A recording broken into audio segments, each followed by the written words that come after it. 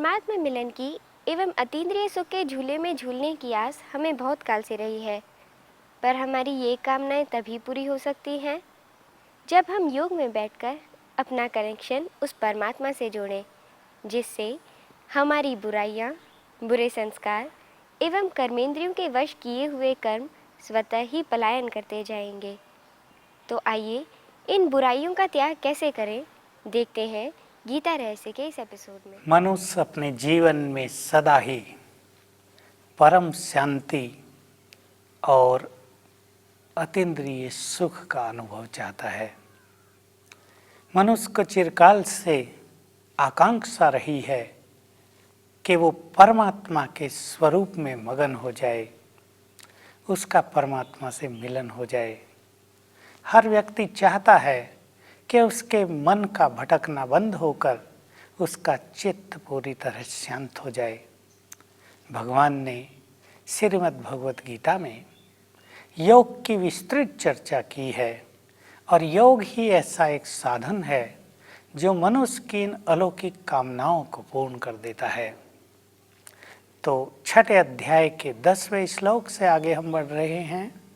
योग की अति सुंदर और गहन व्याख्या कौन योगी बन सकता है, क्योंकि प्राय संसार में बहुत सारे लोग ध्यान लगाते हैं, तपस्या करते हैं, मंत्र जाप करते हैं, मन को एकाग्र करना चाहते हैं, त्राटक करते हैं, पर सत्य बात यह है कि बिना कुछ बुराइयों के त्याग के किसी का भी चित्त शांत और एकाग्र नहीं हो सकता।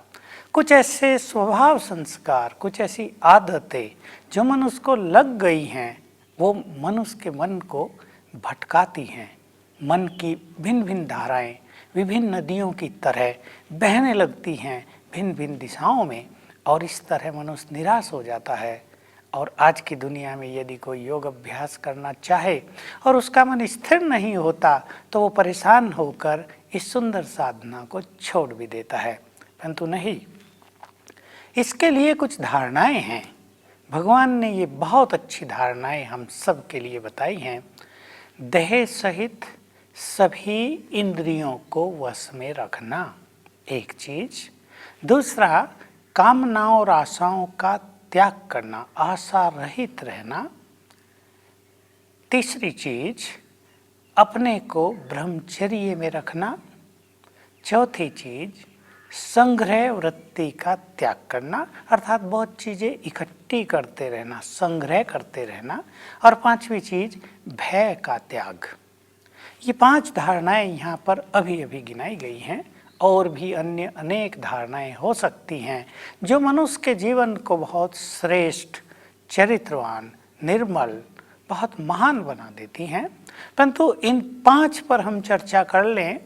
और आगे कहा है कि ऐसे ही एक सहज आसन पर बैठकर एकांत में स्थित होकर अपने को परमात्म स्वरूप पर स्थिर करें, अपने चिंतन को परमात्मा में लगाए, तो ऐसा योग मनुष्य को मुक्ति और जीवन मुक्ति का फल प्रदान करने वाला होता है।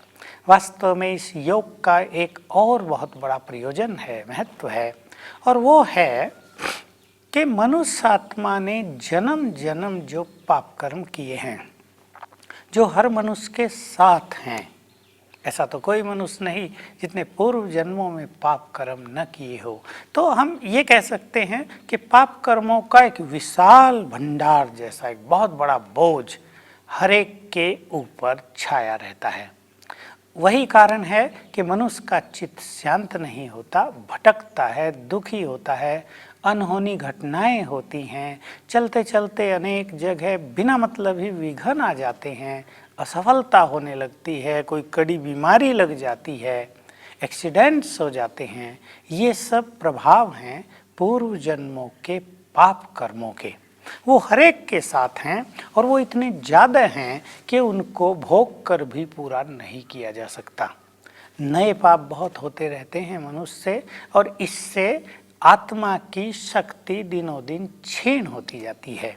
योग अभ्यास से क्या होता है कि जब हम सर्वशक्तिवान से अपना संबंध जोड़ लेते हैं, तो उसकी शक्तियाँ हम में आने लगती हैं और ये शक्तियाँ, ईश्वरीय शक्ति अग्नि का काम करती है, जिसमें पाप कर्म जलकर नष्ट हो जाते हैं। जैसे यहाँ सोलर एनर्जी अग्नि के रूप में काम करती है, इलेक्ट्रिकल एनर्जी भी अग्नि के रूप में काम कर सकती है। ये ईश्वरीय शक्ति बहुत बड़ी अग्नि है, जिसमें मनोविकार भी जलकर नष्ट हो जाते हैं और जन्म जन्म के पाप भी जलकर नष्ट हो जाते हैं। मनुष्य निष्पाप हो जाता है, निर्मल हो जाता है, उसका चित्त बिल्कुल शुद्ध हो जाता है और उसके मनोविकार भी समाप्त हो जाते हैं। जिन मनोविकारों के साथ मनुष्य युद्ध करते करते थक जाता है, उनको केवल योग की शक्ति से ही जीता जा सकता है। आप सभी ने सुना होगा, संसार में बहुत बड़े बड़े फिलोसोफर्स और विद्वानों ने भी ये एक मत से स्वीकार कर लिया था कि किसी बाह्य शक्ति से, किसी बाह्य शत्रु से लड़ना सहज संभव हो सकता है, उस पर विजय पाना भी संभव हो सकता है, परंतु अंदर के जो ये 5 महाशत्रु हैं, काम, क्रोध, लोभ, मोह, अहंकार, और भी इनकी जो छोटी छोटी सेना है, इसको जीतना ये बहुत मुश्किल है। ये बहुत बड़े शक्तिशाली व्यक्ति का काम है, जिसने अपने मन को जीत लिया हो, कर्मेंद्रियों को जीत लिया हो। परंतु ये सब भी योग बल से ही संभव है। योग में ही वो शक्ति है जो हमें परमात्मा से मिलती है, जिसके द्वारा हम काम विकार पर, क्रोध पर, अहंकार पर सहज ही जीत पा सकते हैं। यूँ भी कह सकते हैं कि जैसे जैसे मनुष्य योग अभ्यास करता जाता है, उसकी पवित्रता बढ़ती जाती है, उसकी शक्तियाँ बढ़ती जाती हैं, उसके अंदर का सूक्ष्म परम सुख और आनंद बढ़ता जाता है। इस कारण ये विकार स्वतः ही अलग हो जाते हैं, ये छूटते जाते हैं, इनके प्रति नीरसता आती जाती है, वैराग्य आने लगता है, मनुष्य का चित्त उपराम हो जाता है। तो इसीलिए भगवान ने कहा, पहले ब्रह्मचर्य का पालन आवश्यक है, तब और सब विकार सहज रूप से जीते जा सकेंगे। ब्रह्मचर्य पालन करने के बाद ही मनुष्य में पवित्रता की शक्ति आती है। हम पहले भी चर्चा कराए हैं कि बिना ब्रह्मचर्य के बल के मनुष्य का ब्रेन उस योग्य नहीं होता कि वो परमात्मा के स्वरूप पर मन बुद्धि को स्थिर कर सके। यदि कोई व्यक्ति काम भोग भी करता रहे और वो सोचे कि मैं अपने मन और बुद्धि को परमात्मा के चिंतन में, परमात्मा के स्वरूप में भी लगा दूं, तो ये कदापि संभव नहीं होगा। क्योंकि जो मनुष्य विषयों का भोग कर रहा है, जो काम भोग में रत है, उसको वही चिंतन होगा, वो देह का चिंतन करेगा, वो बुराइयों का ही चिंतन करेगा, उसकी वृत्तियाँ पूर्णतया दूषित होती चली ही जाएंगी। और जब तक चित्त की वृत्तियों को शुद्ध न किया जाए, तब तक कोई मनुष्य योगी नहीं बन सकता। तो जो हमारी ये कर्मेंद्रियां हैं, शरीर सहित कर्मेंद्रिय, ये शब्द यहाँ आ गया है। शरीर में ही कर्मेंद्रियां हैं, लेकिन आत्मा इनकी मालिक है। और आत्मा में ये 2 शक्तियां हैं, मन और बुद्धि, ये चेतन शक्ति हैं उसकी। मन के संकल्प ही मनुष्य के शरीर पर और उसकी कर्मेंद्रियों पर प्रभाव डालते हैं। मन यदि शुद्ध हो जाए तो कर्मेंद्रियां धीरे धीरे शीतल होने लगती हैं। लेकिन यदि मन में ही विकारों का उद्वेग हो तो कर्मेंद्रियों में उनका प्रकोप अवश्य आ जाएगा। हमारे हर संकल्प का प्रभाव हमारे शरीर पर भी आता रहता है। इसलिए मन को शुद्ध विचारों से, ज्ञान के द्वारा ठीक कर लेना चाहिए। हमेशा ये साधना करनी चाहिए, ध्यान रखना चाहिए सबसे पहले कि मेरे मन में निगेटिव चिंतन न चले। पहले अपने चिंतन को पॉजिटिव बनाएं। जब चिंतन पॉजिटिव हो जाता है, तभी वो चिंतन श्रेष्ठ और शक्तिशाली बन जाता है। और उसके बाद चिंतन समाप्त होकर मनुष्य परमात्मा के स्वरूप में स्थिर हो सकता है। क्योंकि योग का तो पहला ही सिद्धांत ये है कि अपने को आत्मा समझ बुद्धि मेरे से लगाओ। अगर हम अपने को देह समझेंगे तो परमात्मा के स्वरूप से बुद्धि कदापि लग नहीं पाएगी। तो सबसे पहली धारणा है देह और कर्मेंद्रियों पर विजय। तो इसके लिए हमें रोज अभ्यास करना चाहिए। मैं आत्मा, इस देह से अलग हूँ। मैंने इस देह में प्रवेश किया है, मैंने परकाया प्रवेश जैसा किया है। ये शरीर मुझे प्रकृति से मिला है और मैंने इसका आधार लिया है, तो मैं बिल्कुल इससे अलग हूँ। जैसे ड्राइवर गाड़ी से अलग होता है, मालिक गाड़ी से अलग होता है, तो मैं इस शरीर रूपी गाड़ी को चलाने वाला ड्राइवर भी और इसका मालिक भी हूँ। संग्रह वृत्ति न हो, मनुष्य की आदत हो जाती है अनेक चीज़ें इकट्ठी करने की, और इसके पीछे एक संकल्प है आवश्यकता कि हमें इसकी भी आवश्यकता है, इसकी भी आवश्यकता है, ये चीज़ भी जीवन में आवश्यक है। और दूसरी चीज़ है इच्छा। दूसरों को हम देखते हैं, उनके पास ये चीज़ है, हमारे पास भी होनी चाहिए। दूसरा इसी स्टैंडर्ड से रह रहा है, हमें भी इसी स्टैंडर्ड में रहना चाहिए। तो इस तरह मनुष्य बहुत सारी चीज़ों का संग्रह करता है। वो धन का भी संग्रह करता है, वो अनेक तरह की संपत्तियों का भी संग्रह करता है। और ये सत्य है कि संग्रह की गई वस्तु, सामग्री, संपत्ति का सूक्ष्म बोझ, उसका एक सूक्ष्म प्रभाव मन को भारी रखता है, निगेटिव करता है। और ऐसा निगेटिव और भारी हुआ मन परमात्मा के स्वरूप में स्थिर नहीं हो सकता। जो मन बिल्कुल हल्का है, जो सांसारिक बोझ से बिल्कुल मुक्त है, इसके लिए हम एक शब्द प्रयोग करते हैं जो डबल लाइट है। मन भी जिसका हल्का है, लाइट है, और आत्मा भी लाइट है, ज्योति स्वरूप है। जो इस तरह डबल लाइट है, वही योग युक्त हो सकता है। इसलिए योग का श्रेष्ठ रस पाने के इच्छुक व्यक्ति को त्याग मार्ग अपनाना होता है। जो चीज़ केवल आवश्यक है जीवन के लिए, शरीर के लिए, उसे केवल उनका ही संग्रह करना चाहिए। यदि वो अनावश्यक चीज़ों का संग्रह करेगा तो उनकी बुद्धि उन पदार्थों और वस्तुओं में भटक कर परमात्मा से दूर चली जाएगी। अब आप सोच लें, आपको सांसारिक वस्तुओं का सुख चाहिए या परमात्म सुख की तलाश है? एक छोड़ना पड़ेगा। अगर सांसारिक सुख की बहुत इच्छा है तो परमात्म सुख से आप स्वतः ही दूर हो जाएंगे, और यदि आपको परमात्म सुख चाहिए तो इन सभी वस्तुओं का दिल से, सच्चे मन से, सहज भाव से आपको त्याग कर देना चाहिए। मार्ग आपको चुनना है आशा रहित। ये शब्द भी बहुत सुंदर आया है। मनुष्य दूसरों से अनेक तरह की आशाएं रखता है, एक्सपेक्टेशंस रखता है, उसकी बहुत सारी इच्छाएं और तृष्णाएं मन में होती हैं, और इसमें मन भटकता जाता है, क्योंकि दूसरा मनुष्य हमेशा ही किसी की आशाओं को, आकांक्षाओं को, कामनाओं को कदापि पूर्ण नहीं कर सकता। एक व्यक्ति को आप सहयोग देते हैं, उससे आप सहयोग की आकांक्षा रखते हैं। एक व्यक्ति को आपने जीवन भर प्यार दिया है, आप चाहते हैं वो उस प्यार का रिटर्न करे। एक व्यक्ति की आपने सदा ही फ्रेंडली मदद की है, बहुत कुछ किया है, आपने उसे पढ़ाया है, पालन पोषण किया है, आप उसका रिटर्न चाहते हैं। अनेक बातें हैं, भिन्न भिन्न तरह की कामनाएं मनुष्य को हैं। आप बड़े हो गए, आपने बड़े काम किए, आप दूसरों से सम्मान चाहते हैं। आप परिवार के बड़े हैं, आपको इच्छा होती है परिवार और समाज मुझे सम्मान की दृष्टि से देखे। बात गलत नहीं है, बहुत अच्छी हैं, परंतु विचारणीय विषय यह है कि क्या दूसरा व्यक्ति सदा ही हमारी कामनाओं को पूर्ण कर पाएगा? क्या दूसरे की ऐसी स्थिति है, या आर्थिक दृष्टि से वो सक्षम है, या बौद्धिक दृष्टि से वो इतना समर्थवान है कि वो सदा हमें साथ दे? हर एक व्यक्ति की कुछ सीमाएं हैं, उसके अपने भी कुछ कर्तव्य और जिम्मेदारियां होती हैं।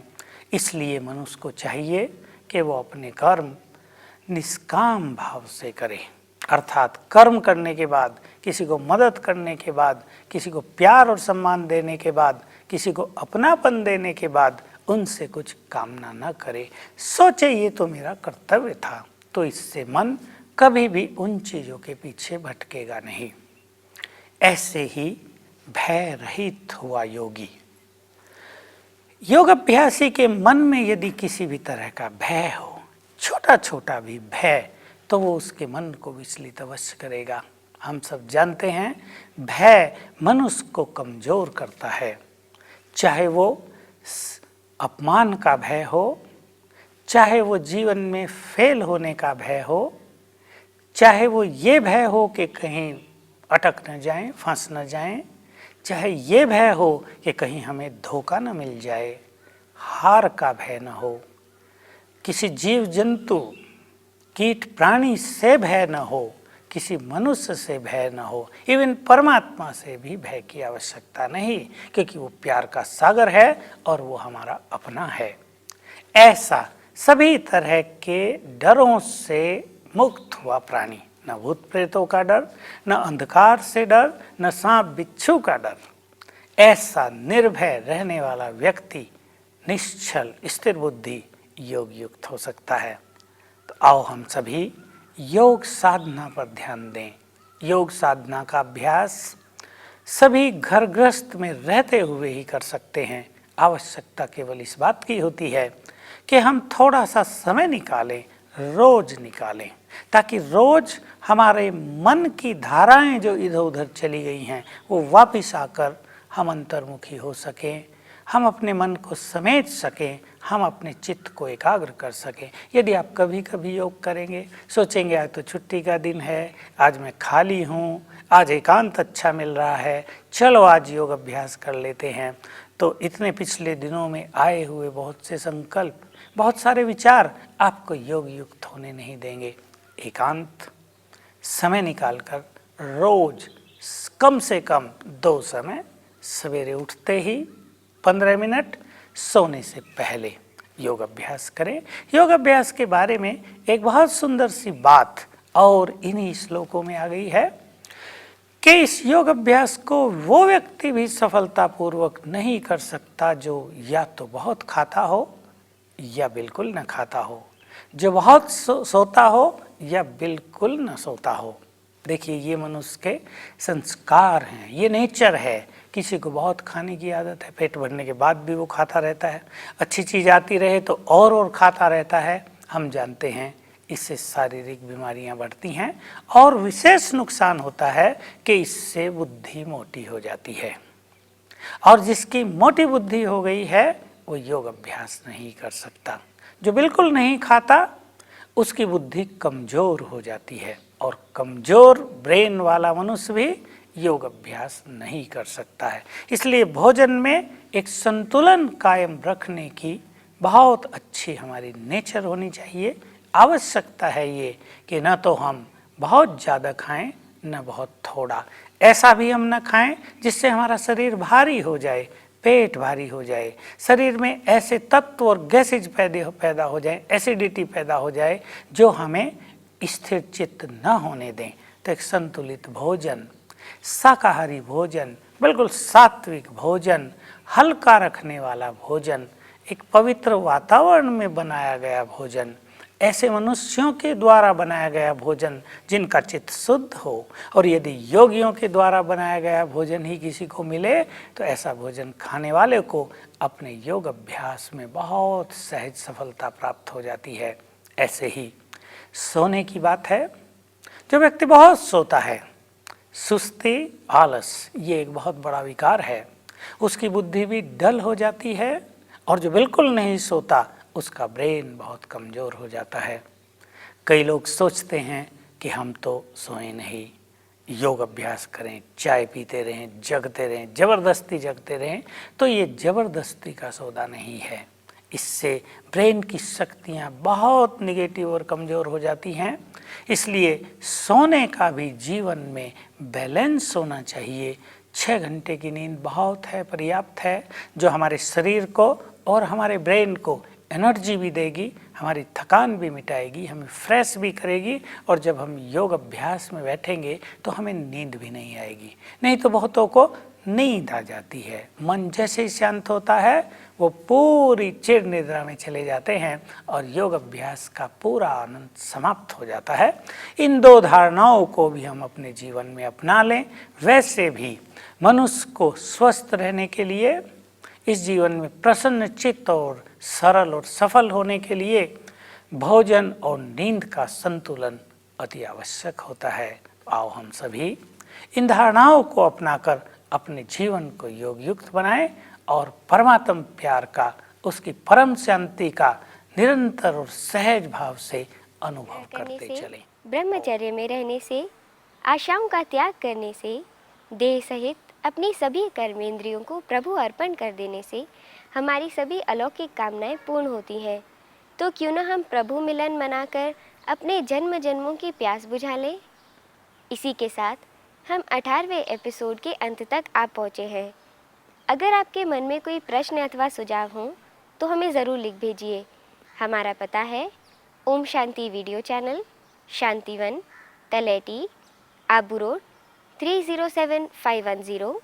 हमारा फ़ोन नंबर है 09414423866।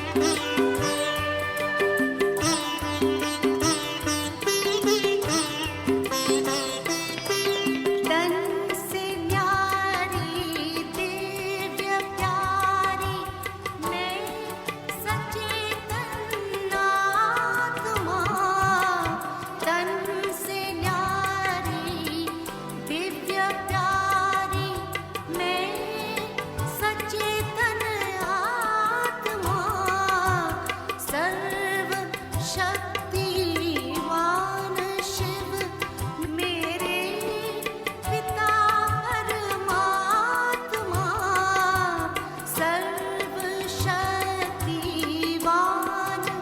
शिव मेरे पिता परमात्मा।